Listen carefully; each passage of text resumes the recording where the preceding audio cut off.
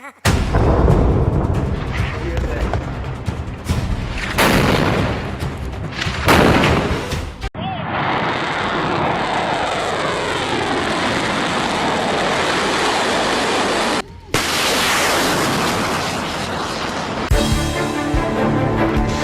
আলাইকুম, সবাইকে স্বাগত বিডি টাইমসের। ইসরায়েল যুক্তরাষ্ট্র এবং ইরানের মধ্যকার যুদ্ধ থেমে গেছে, একটি যুদ্ধবিরতি চুক্তি হয়েছে। যুক্তরাষ্ট্র বলছে এই যুদ্ধে যুক্তরাষ্ট্র জয়ী হয়েছে। ইরান বলছে যুক্তরাষ্ট্র তাদের 10 দফা দাবি মেনে নিয়েছে। এই যুদ্ধে ইরান সম্পূর্ণভাবে বিজয় হয়েছে। পুরো পৃথিবী জুড়ে শান্তির বাতাস বয়ে বেড়াচ্ছে, হরমুজ প্রণালী উন্মুক্ত হতে চলেছে। আসলে কি ব্যাপারটা এমন, নাকি আরো ভয়ঙ্কর কিছু অপেক্ষা করছে পৃথিবীর জন্য? 2 সপ্তাহে হরমুজ প্রণালী দিয়ে যত জাহাজ চলাচল করবে সবাই ইরানকে $20 লাখ টোল দিয়ে পার হতে হবে। তাও ইরান ঠিক করবে কে পার হবে আর কে পার হতে পারবে না। এই যুদ্ধবিরতির মাধ্যমে এই যুদ্ধে কে বিজয় হলো, আর কিভাবে উভয় পক্ষে নিজেদের বিজয় দাবি করছে। এই যুদ্ধবিরতির পর পরিস্থিতি কি রূপ ধারণ করতে পারে, এছাড়া ইরান কি ভয়ঙ্কর এক পরিকল্পনা হাতে নিয়ে যুদ্ধবিরতি চুক্তি করলো, এই প্রতিটি বিষয় নিয়ে A to Z আলোচনা করব আজকের এই ভিডিওতে। আশা করি ভিডিওটি শেষ পর্যন্ত দেখবেন।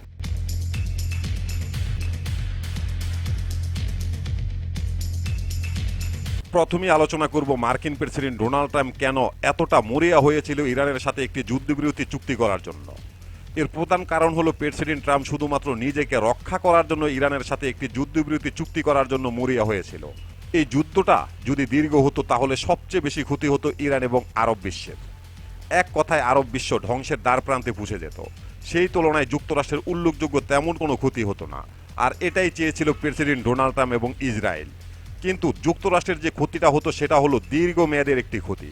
কারণ ইতিমধ্যে যুক্তরাষ্ট্র তাদের সবচেয়ে বিশ্বস্ত মিত্র দেশগুলোকে হারাতে শুরু করেছে। আর এটা মার্কিন জনগণ কোনোভাবে মেনে নিতে পারছে না। পরিস্থিতি এমনভাবে তৈরি হয়েছিল যে প্রেসিডেন্ট ডোনাল্ড ট্রাম্প হয়তোবা নিজের ক্ষমতাও হারাতে পারত। আর এই কারণে শুধু নিজেকে রক্ষা করার জন্য ইরানের সাথে একটি যুদ্ধবিরতি চুক্তি করা ছাড়া ট্রাম্পের হাতে আর কোনো বিকল্প ছিল না।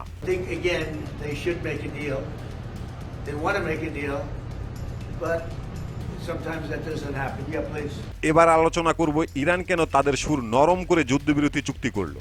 এই যুদ্ধে ইরান যে খুব একটা ভালো অবস্থানে ছিল ব্যাপারটা এমন নয়। এই যুদ্ধে সবচেয়ে বেশি ক্ষতির মুখোমুখি হয়েছে ইরান। কারণ ইরান একা ইসরায়েল যুক্তরাষ্ট্র সহ 10টি আরব দেশের সাথে যুদ্ধ পরিচালনা করতে হয়েছে। তাই প্রতিটি দেশের তুলনায় ইরানের ক্ষতিটা বেশি হবে, এটাই স্বাভাবিক। তাই যুক্তরাষ্ট্র যেহেতু ইরানের 10টি দাবি মোটামুটি মেনে নিয়েছে, এটা ইরানের জন্য একটি সুযোগ তৈরি হয়েছে। আর এই সুযোগটি ইরান হাতছাড়া করতে রাজি নয়। এর ভিতরে সবচেয়ে বড় সুযোগটা কি, সেটা হলো ইরান এখন হরমুজ প্রণালীর প্রতিটি জাহাজ চলাচলের ক্ষেত্রে টোল আদায় করতে পারবে। মোটামুটি এই 15 দিনে ইরান জাহাজ থেকে যে পরিমাণ টোল আদায় করতে পারবে, এই অর্থ দিয়ে তাদের যুদ্ধের ক্ষয়ক্ষতির কিছু অংশ পূরণ হয়ে যাবে। পাশাপাশি এই অল্প সময়ের মধ্যে তারা নিজেদের আবারও সম্পূর্ণভাবে প্রস্তুত করতে পারবে।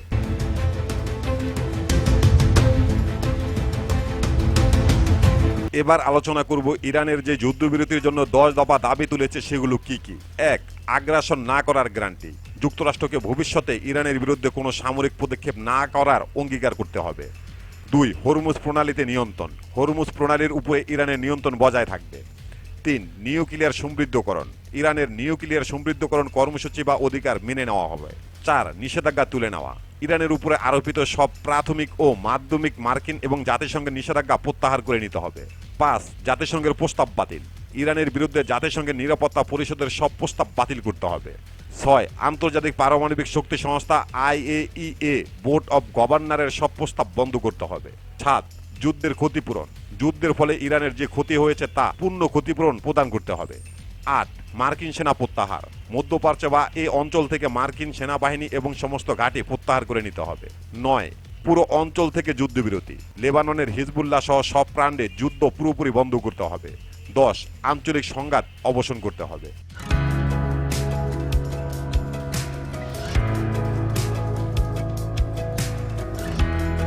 এবার আলোচনা করব যুক্তরাষ্ট্র কি ইরানের এই 10 দফা পুরোপুরি মেনে নিয়েছে। এর উত্তর হলো না।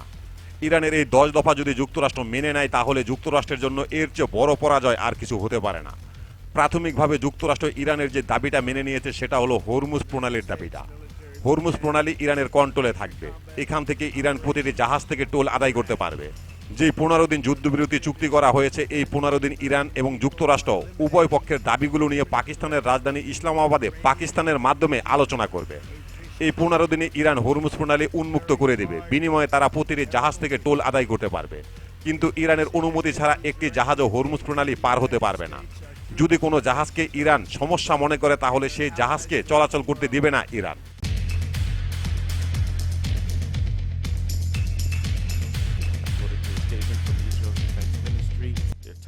এবার আলোচনা করব এই যুদ্ধবিরতি চুক্তির মাধ্যমে এই যুদ্ধে কে বিজয় হলো। যুক্তরাষ্ট্র বলছে তারা এই যুদ্ধে বিজয় লাভ করেছে। ইরান বলছে যুক্তরাষ্ট্র তাদের 10 দফা দাবি মেনে নিতে বাধ্য হয়েছে, এরপর যুদ্ধবিরতি চুক্তি করেছে। এই যুদ্ধে ইরান সম্পূর্ণভাবে বিজয় হয়েছে। আসল ব্যাপারটা এমন নয়। প্রকৃতভাবে কোনো পক্ষই যুদ্ধে বিজয় লাভ করতে পারেনি। এই যুদ্ধবিরতির মূল উদ্দেশ্য হলো একটি আলোচনা করা। আলোচনার মাধ্যমে নির্ধারিত করা হবে যুদ্ধ আবার শুরু হবে নাকি যুদ্ধটা বন্ধ হবে। কেন এই যুদ্ধে কোনো পক্ষই বিজয় হলো না? যুক্তরাষ্ট্র পৃথিবীর সর্বোচ্চ শক্তিশালী একটি দেশ, সাথে রয়েছে ইহুদিবাদী ইসরায়েল, এছাড়া তাদের সাথে রয়েছে মধ্যপ্রাচ্যের আরও 10টি আরব দেশ। এই সমস্ত শক্তি নিয়ে যুক্তরাষ্ট্র ইরানের উপরে যে আঘাত করেছে, এরপরও তারা কাঙ্ক্ষিত লক্ষ্য অর্জন করতে পারেনি, উল্টো অনেক ক্ষতির মুখোমুখি হয়ে পড়েছে এবং যুদ্ধবিরতি চুক্তি করতে বাধ্য হয়েছে। তাই এখানে যুক্তরাষ্ট্র কোনো বিজয় অর্জন করতে পারেনি। অপরদিকে ইরানকে আঞ্চলিক শক্তি হিসাবে বিবেচনা করা হয়। সেখানে যুক্তরাষ্ট্র এবং ইসরায়েলের হামলায় ইরানের সর্বোচ্চ নেতা নিহত হয়েছে, অসংখ্য পরিমাণ সামরিক কর্মকর্তা নিহত হয়েছে। তারা দাবি করেছে যতক্ষণ না পর্যন্ত ইসরায়েল যুক্তরাষ্ট্র আত্মসমর্পণ না করবে এবং এই অঞ্চল থেকে চলে না যাবে ততক্ষণ পর্যন্ত ইরান যুদ্ধ চালিয়ে যাবে। কিন্তু ইরান তাদের সেই লক্ষ্য অর্জন করতে পারেনি। অবশেষে আলোচনার জন্য একটি যুদ্ধবিরতি চুক্তি করতে বাধ্য হয়েছে। তাই ইরানকেও এই যুদ্ধে বিজয় বলা যায় না।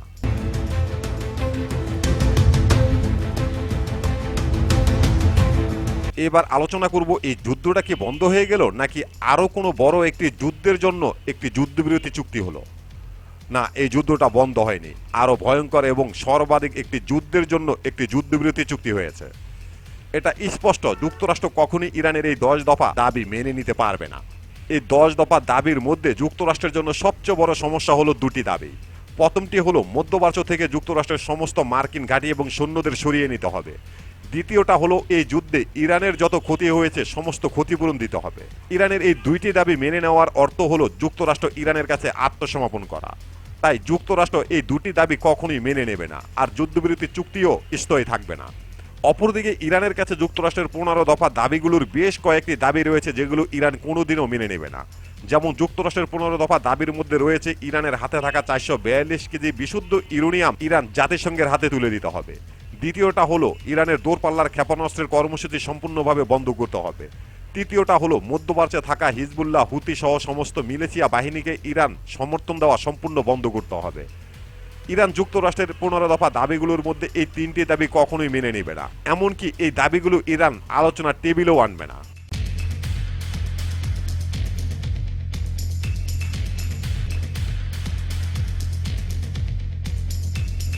তাহলে এই যুদ্ধবিরতির কি হবে? 15 দিন পর আবার পুনরায় যুদ্ধ শুরু হবে, হয়তোবা আরও কিছুদিন যুদ্ধবিরতি চুক্তি থাকতে পারে আবারও আলোচনার জন্য, কিন্তু একটি ভয়াবহ যুদ্ধ হবেই হবে। এর কারণ হলো যুক্তরাষ্ট্র খুব ভালো করে জানে ইরানের দূরপাল্লার ক্ষেপণাস্ত্রের কর্মসূচি যদি বন্ধ না করতে পারে তাহলে যে কোনো সময় ইরান তাদের সফল আইসিবিএম ক্ষেপণাস্ত্রের সফল পরীক্ষা সম্পূর্ণ করবে, যা যুক্তরাষ্ট্রের মাটিতে হিট করবে। এছাড়াও ইরানের হাতে থাকা 442 কেজি বিশুদ্ধ ইউরেনিয়াম যদি কবজা করা না যায় তাহলে এই ইউরেনিয়াম দিয়ে ইরান যে কোনো সময় যে কোনো মুহূর্তে যুক্তরাষ্ট্রকে ধ্বংস করার নিউক্লিয়ার বোমা তৈরি করে ফেলবে। তখন আর ইরানের সাথে কোনো শত্রুতা বজায় রাখা সম্ভব হবে না যুক্তরাষ্ট্রের। এমনকি ইহুদিবাদী ইসরায়েলকে ইরানের হাত থেকেও যুক্তরাষ্ট্র রক্ষা করতে পারবে না। আরব বিশ্ব আর যুক্তরাষ্ট্রের গোলাম হয়ে থাকবে না, ইরানের অনেকটা অনুগত হয়ে যাবে। তাই নিশ্চিত করে বলা যায় একটি আখেরি যুদ্ধ অপেক্ষা করছে সামনে। ইরানও খুব ভালো করে জানে যুক্তরাষ্ট্রের সাথে ইরানের স্থায়ী যুদ্ধবিরতি চুক্তি হবে না। তাই ইরানও তাদের আইসিবিএম এবং পারমাণবিক কর্মসূচির কাজ চালিয়ে যাচ্ছে। এই যুদ্ধের মধ্যে ইরান অনেক কিছু করবে। যুদ্ধের মধ্যে কি কি কাজ সম্পূর্ণ করবে ইরান, কিভাবে তারা পারমাণবিক বোমার কাজ সম্পূর্ণ করছে, এই সম্পর্কে জানতে দেখতে পারেন আমাদের এই ভিডিওটি। প্রিয় দর্শক, আমাদের প্রতিটি ভিডিওর ইনফরমেশন উল্লেখযোগ্য ভেরিফাই পেজ থেকে সংগ্রহ করা। এরপরও যদি ভুল হয়ে থাকে তাহলে অবশ্যই কমেন্ট বক্সে জানিয়ে দেবেন। এখানেই শেষ করছি আমাদের আজকের প্রতিবেদন। আল্লাহ হাফেজ।